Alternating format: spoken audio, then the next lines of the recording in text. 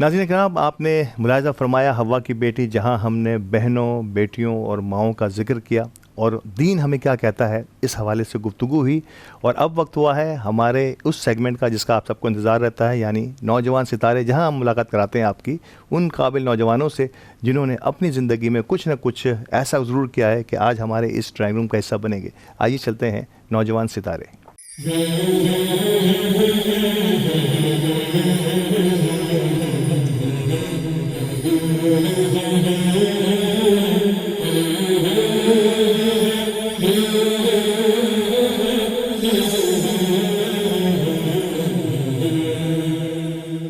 अब हमारे जिस सेगमेंट रब की रहमत है रमज़ान में, जिस सेगमेंट की आपको इंतज़ार रहता है, जहां हम आपकी मुलाकात कराते हैं हमारी कम्युनिटी के, हमारी बरादरी के, हमारे वतन अज़ीज़ के, हमारे शहर के उन नौजवानों से जिन्होंने अपने अपने शोबों में मुनफरिद मकाम हासिल किया है और कुछ ऐसे शोबों को चुना है अपनी प्रैक्टिकल लाइफ के लिए, शायद जहां कम कम लोग जाते हैं। आज ऐसे ही एक नौजवान हमारे साथ मौजूद हैं।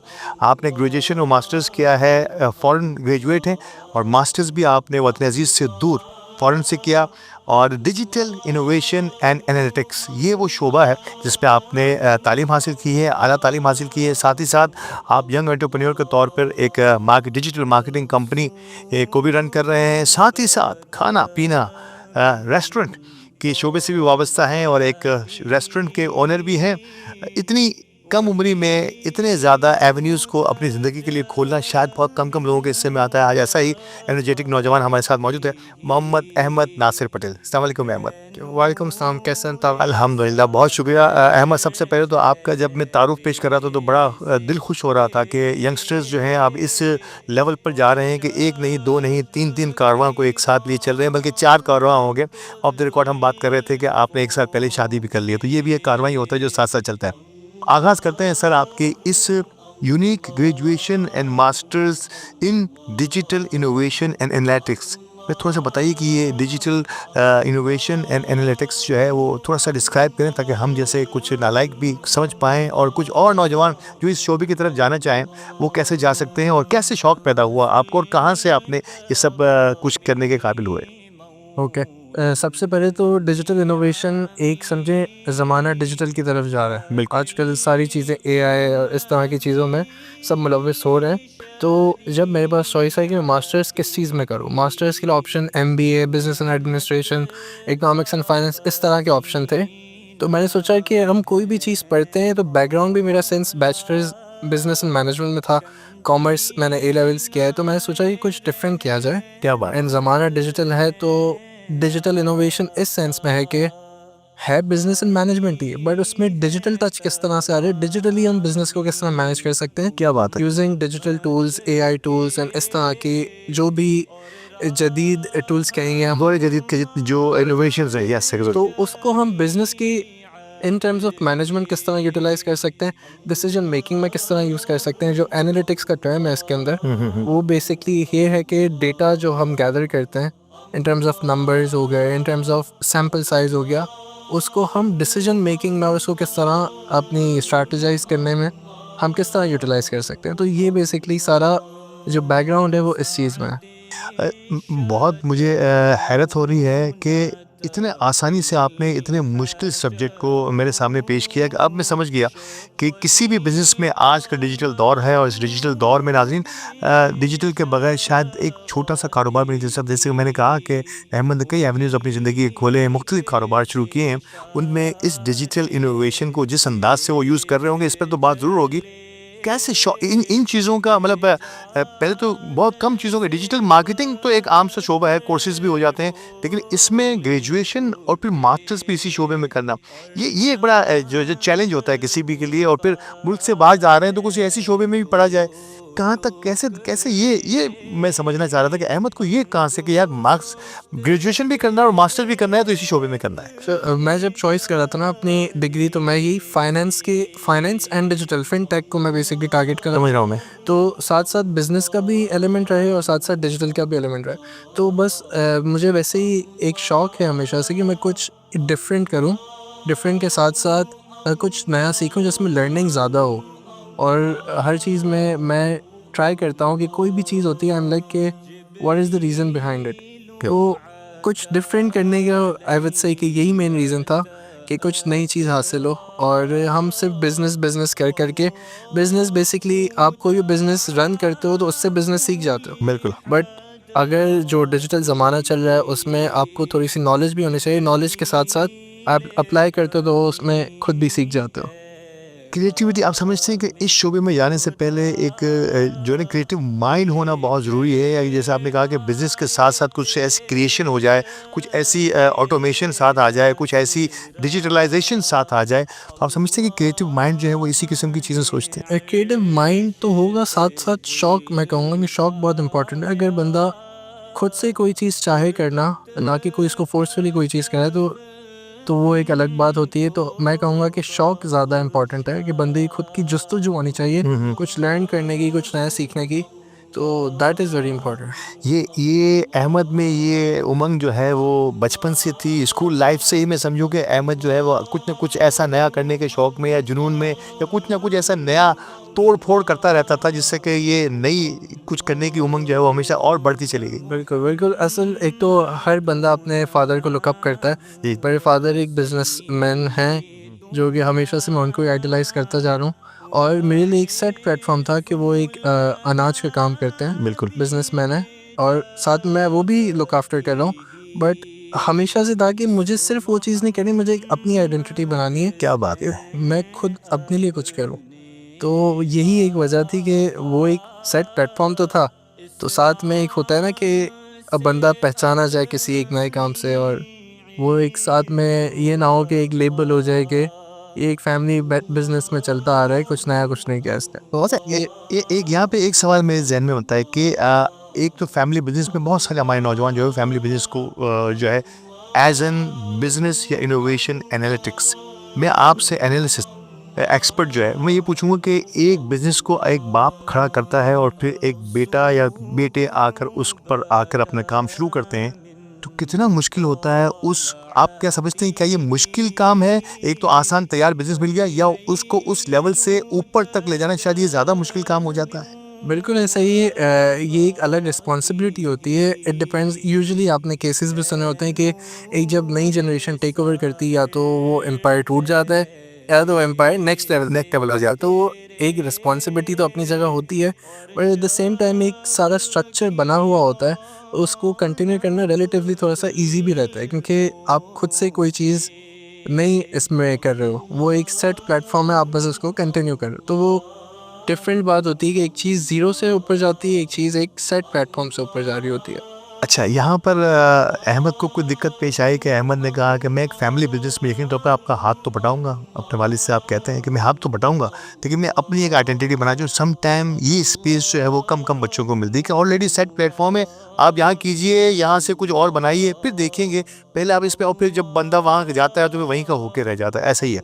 लेकिन आपकी बिजनेस, मुझे ऐसा लग रहा है कि वालिद ने आपको बड़ा स्पेस दिया है, आपके घर से बड़ा स्पेस मिला कि आप फॉरेन ग्रेजुएट और मास्टर्स करने के बाद अपनी चॉइस से जो है कुछ अपने बिजनेसेस भी कर रहे हैं। नहीं, डेफिनेटली मेरे फादर को क्रेडिट ज़रूर जाता है, क्योंकि वो बहुत सपोर्टिव रहे सारी चीज़ों में।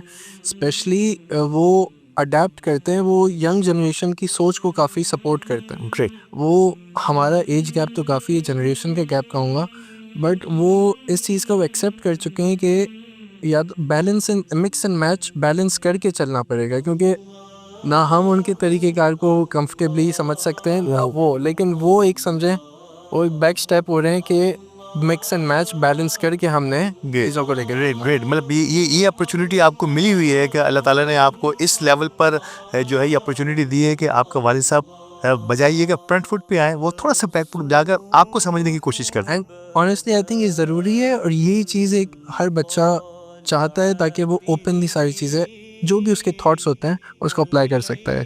सीनियर्स के लिए, यहाँ सीनियर्स के लिए एक लेसन है, एक यंगस्टर से हम ये लेसन सीनियर्स तक पहुँचा रहे हैं कि आपकी बनी हुई बिजनेस एम्पायर बहुत अच्छी होगी, आपने बड़ी मेहनत की होगी।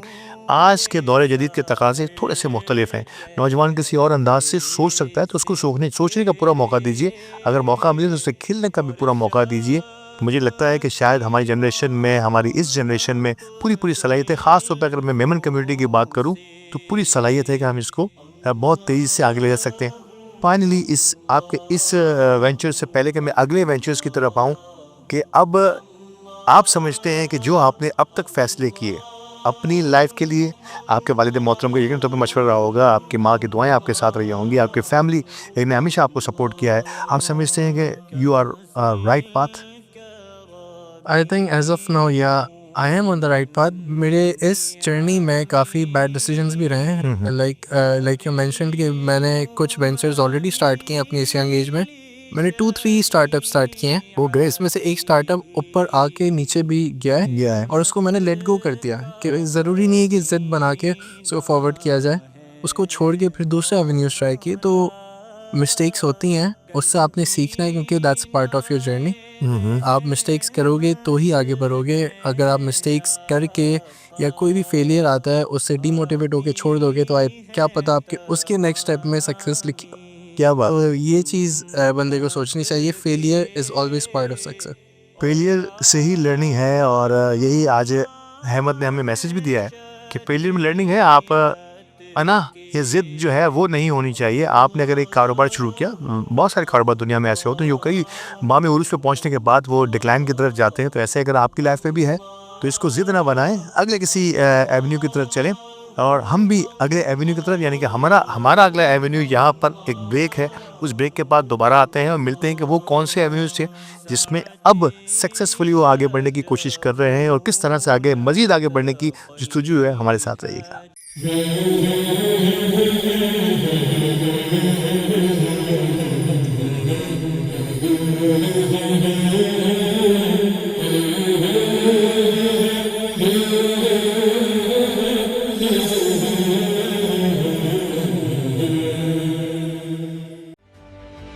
Welcome to Al Jadid Theme Park Residency.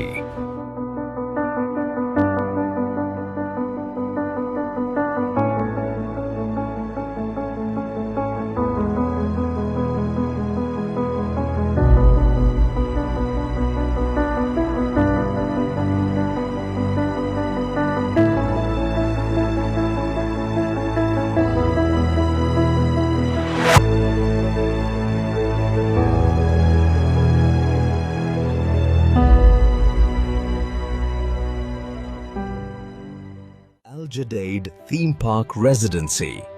For booking and details, contact us.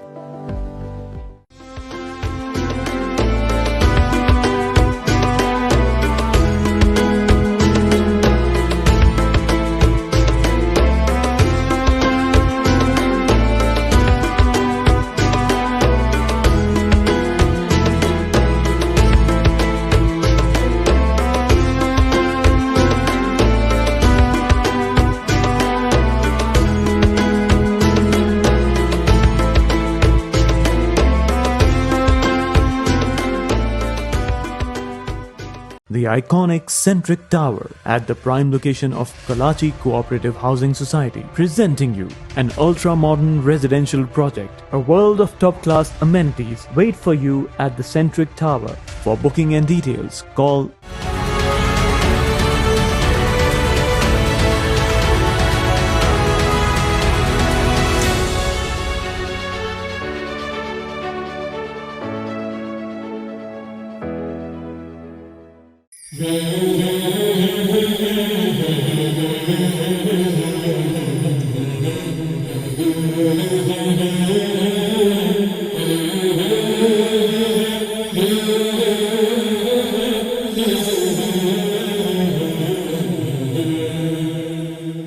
Welcome back. और नौजवान सितारे के हमारे इस सेगमेंट में मोहम्मद अहमद नासिर परेल थे हमारे साथ। प्रोग्राम के पहले हिस्से में इनसे गुफ्तगू हुई इनकी तालीम के हवाले से, इनकी अब्रॉड तालीम के हवाले से और इसकी एप्लीकेशंस और किस तरह से ये अपने शोबे को देखते हैं।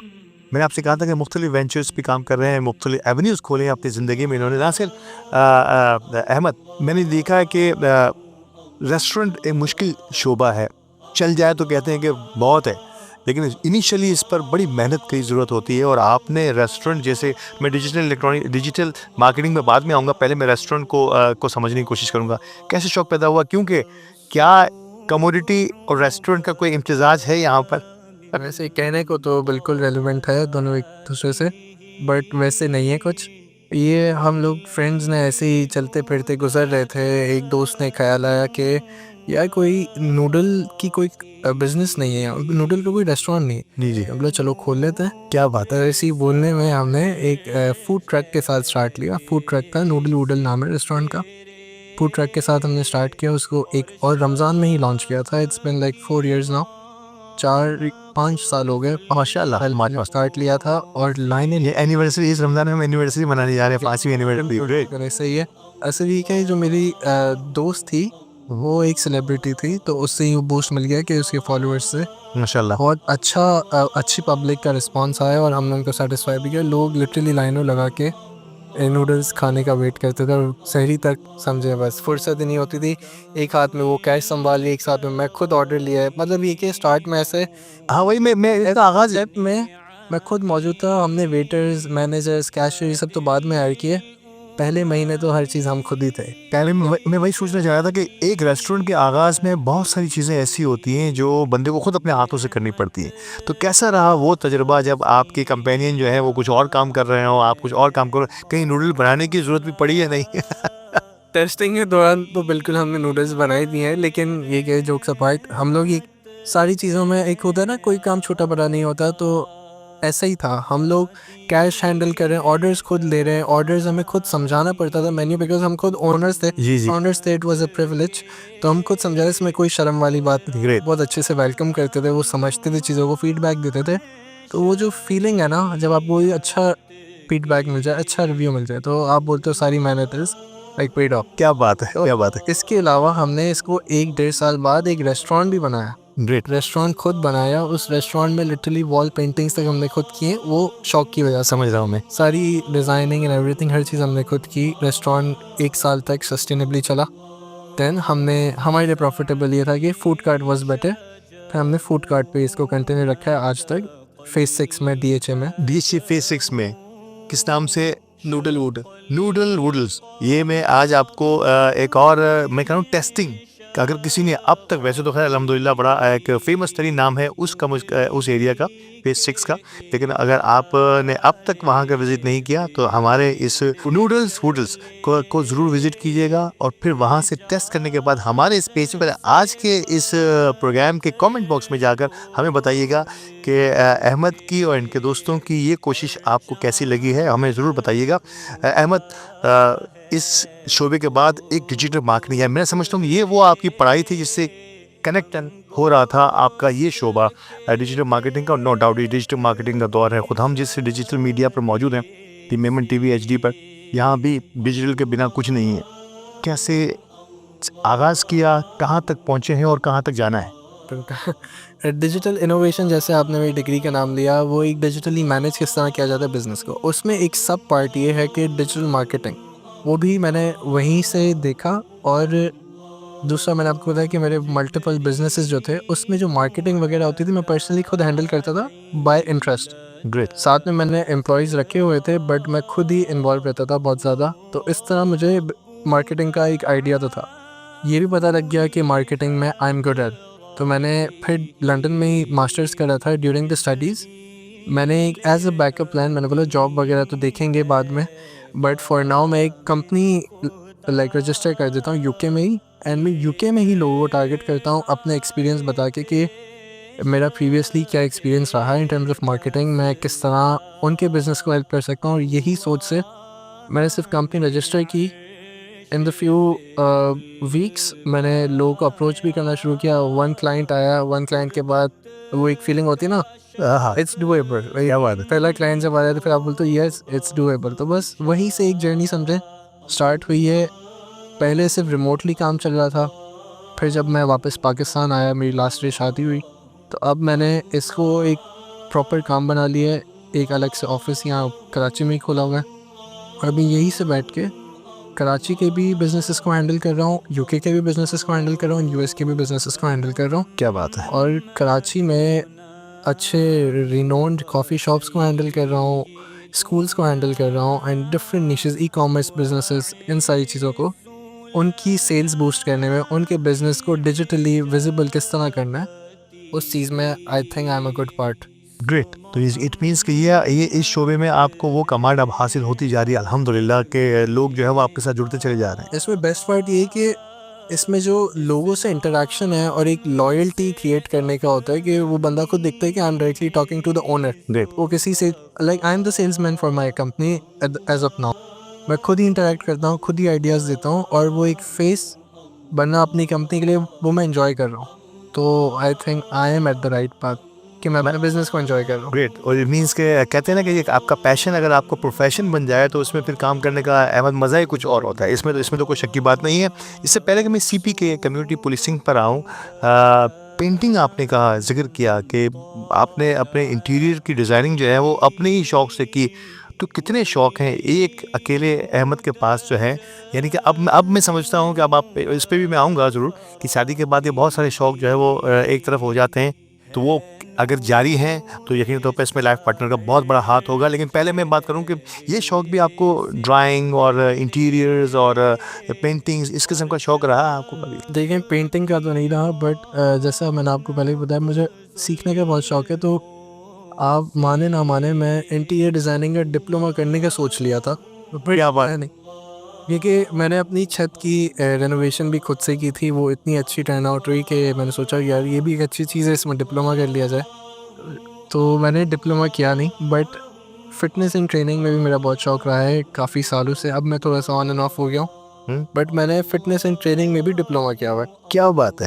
तो शौक़ तो बहुत हैं, अब ये कंटिन्यू नहीं कर पाते हैं विद टाइम क्योंकि मेरे ख्याल से 1 साल पहले जो आपका डिप्लोमा हुआ है अब वो सब पे भारी हो गया और बाकी सारे डिप्लोमा आहिस्ता आहिस्ता कंसिडरेट रहना पड़ता है अब ये चीज़ों को लेके। नो डाउट ये एक प्रायोरिटी है, तो टाइम बहुत ज़रूरी है। बैलेंस करना बहुत ज़रूरी है एट दिस एज ना।